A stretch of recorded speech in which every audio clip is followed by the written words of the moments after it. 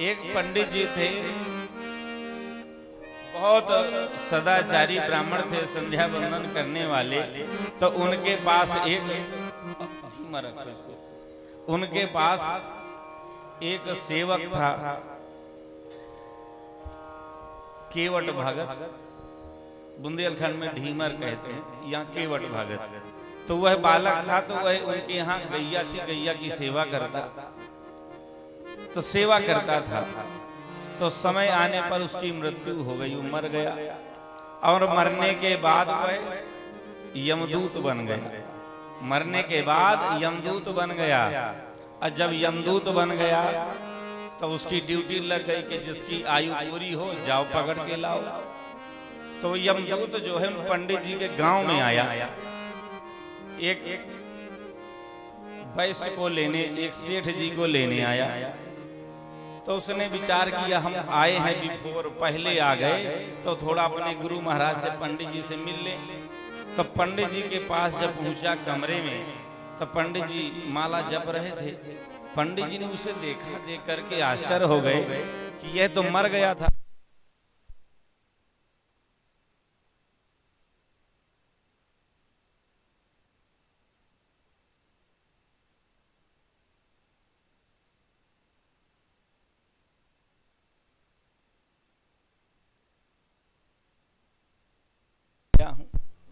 मरने के बाद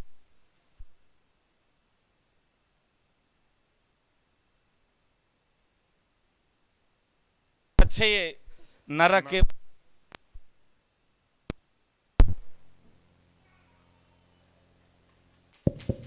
यमदूत जानते कौन बनता है? जो 100 बार पाप करने के बाद नरक की यातनाएं भोगता है। 100 बार बार मनुष्य बनता है, अब फिर अपराध करता है, उसके बाद मरने के बाद फिर नरक जाएगा, फिर दोबारा जब नंबर आएगा फिर अपराध करेगा, फिर नरक जाएगा।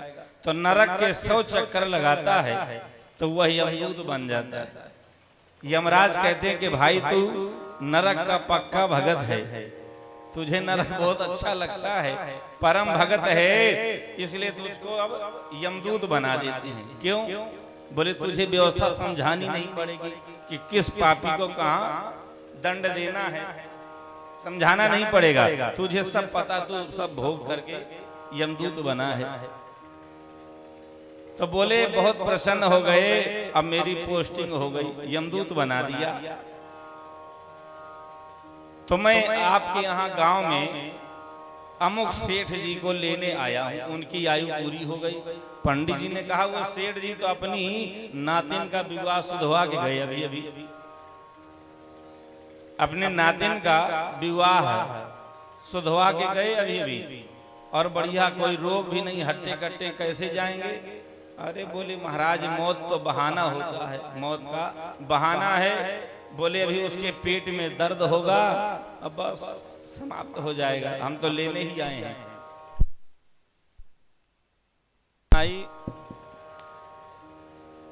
तो पंडित जी ने कहा कि आश्चर्य की बात है। तो बोले ठीक है, तुम लेने आए हो तो जब कभी आना हो तो यहाँ हमारे पास आ जाया करो, हमें दर्शन दे जाया करो। और मैं चाहता हूँ कि एक बार मैं भी जाके नरक देखूं कि नरक की कैसी क्या व्यवस्था है। तो मैं लोगों को आकर समझाऊंगा कि भाई भजन करो, नहीं नरक जाना पड़ेगा। तो आप कभी यमदूत से मेरी सिफारिश करना कि हमारे गांव के पंडित जी हैं और वो नरक देखना चाहते हैं। बोले ठीक है। अब वह यमदूत गया और सेठ जी को लेके चला गया। अब जब रोआ पीटी होने लगी, रोना गाना शुरू हुआ, पंडित जी को पता लगा कि भाई सेठ जी चले गए।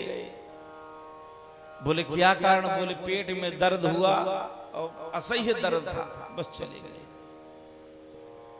तब पंडित जी के समझ में आया कि यमदूत सही बात कह रहा था, सही बात कह रहा था। तो उस यमदूत की क्रियाकलाप पर रीझ करके यमराज जी ने कहा कि तुम बहुत ईमानदारी से अब बहुत समय से बिना लापरवाही किए पूरी व्यवस्था कर रहे हो और बढ़िया कार्य संभाल रहे हो, तो मैं तुमसे बहुत प्रसन्न हूं। तुम मुझसे कुछ मांग लो, क्या चाहते हो। तो उस यमदूत ने कहा कि महाराज हमारे गांव के पंडित जी हैं, वो नरक देखना चाहते हैं, तो आप कृपा करके आज्ञा दो तो हम पंडित जी को नरक दिखा दें। बोले ऐसे नरक कैसे आएंगे पंडित जी, मरने के बाद नरक आए जाएगा, जब मरेंगे तब नरक आएंगे। बोले नहीं, वो ऐसा देखना चाहता है। यमराज जी ने कहा कि भाई अब मैं तुमको कह चुका हूं कि जो मांगोगे दोगे, तो ठीक है तुम जाओ पंडित जी को ले आओ। तो 4 यमदूत गए, पंडित जी को सोते से खटिया से उठा लाए सीधे नरक में। वहां जब लेकर के आए, अब पंडित जी देखने लगे नरक में कोई तेल में पकौड़े जैसे तले जा रहे हैं, कोई बालू में चने जैसे भूंजे जा रहे हैं, तरह तरह की यातनाएं पंडित जी देखे तो कांपने लगे, घबराने लगे नरक की यातना देख करके।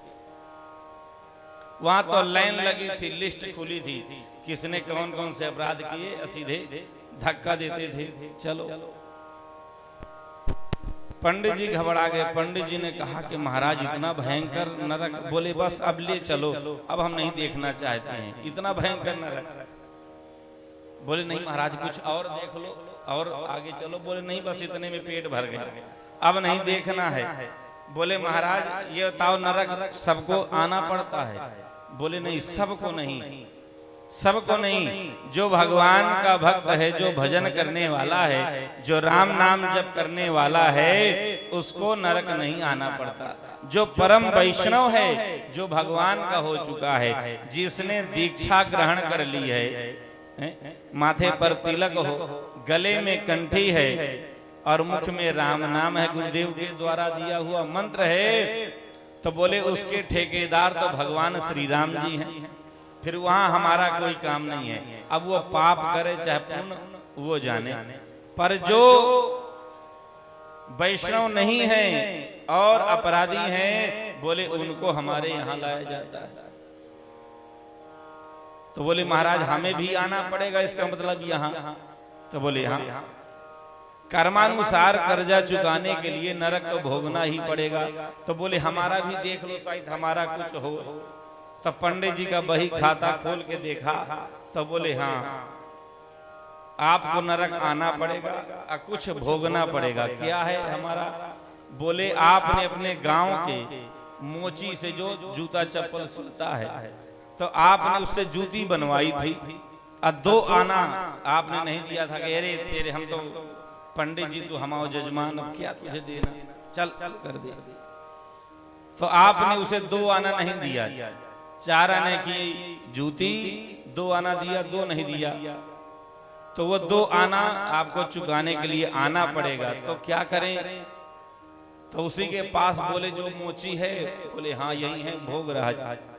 जो ही मोची के पास ले गए, बेचारा देख लिया, बोले पंडित जी आओ, दंडवत प्रणाम किया। बोले भैया देख मैंने तुझसे 2 आना उधार है नहीं लिया, तूने मुझसे नहीं लिया, मैंने दिया नहीं, पर तू अपना जो है 2 आना ले ले। यमदूत ने कहा कि महाराज यहाँ भारतीय मुद्रा नहीं चलती, यहाँ की मुद्रा कुछ दूसरी है। यहाँ तो राम नाम वाला जो मुद्रा है, पुण्य की जो कमाई है, बस वही मुद्रा यहाँ चलेगी। भारतीय मुद्रा नीचे, यहाँ की मुद्रा दूसरी है, यहाँ ये नहीं चलेगा। तो बोले जो 2 आना है, तो 2 आने के हिसाब से बोले आप ऐसा करो कि उतना चमड़ा तुम्हारा काटा जाएगा। 2 आने के हिसाब से चमड़ा, तो 1 बीता नाप करके, 1 बीता लंबा, 1 बीता चौड़ा, पीठ का चमड़ा काट दिया पंडित जी का, छोल दिया रापी से। ये छोल छाल के बस वहां कर्जा दे के आए। बोले महाराज अब यहाँ तो हमने देख लिया, अब स्वर्ग और देख ली। अब स्वर्ग में पहुंचे पंडित जी को लेके। जब स्वर्ग में पहुंचे तो वहां देख रहे हैं कि एक व्यक्ति बढ़िया सुंदर सिंहासन पर बैठा है। सब देवता उसकी जो है पूजा कर रहे हैं, उसका श्रृंगार किया जा रहा है, तरह तरह के भोजन पवाए जा रहे हैं, पर वो बेचारा मूर्छित होकर गिर रहा, बार बार गिर रहा, मूर्छित हो रहा है, रो रहा, दुखी हो रहा। पंडित जी ने पूछा इन्हें क्या बीमारी है? सिंहासन में बैठे, बढ़िया पूजा हो रही है, इतना सम्मान मिला फिर भी रो रहे हैं, मूर्छित हो रहे हैं। तो वहां बताया कि महाराज इनके कुल में एक ऐसा नालायक पुत्र होने वाला है कुल खानदान में कि वह शराब पीने वाला होगा, मांस भक्षण करने वाला होगा, अभद्र काम करने वाला होगा, ऐसा नरकगामी होगा। तो बोले उसके कारण जो है अब इनको दिख रहा है कि मुझे नरक जाना पड़ेगा, इसलिए मूर्छित हो रही है। बैठे स्वर्ग में हैं पर उसकी करतूत इन्हें दिख रही है, इन्हें पता है, इसलिए मूर्छित होकर के गिर रहे हैं।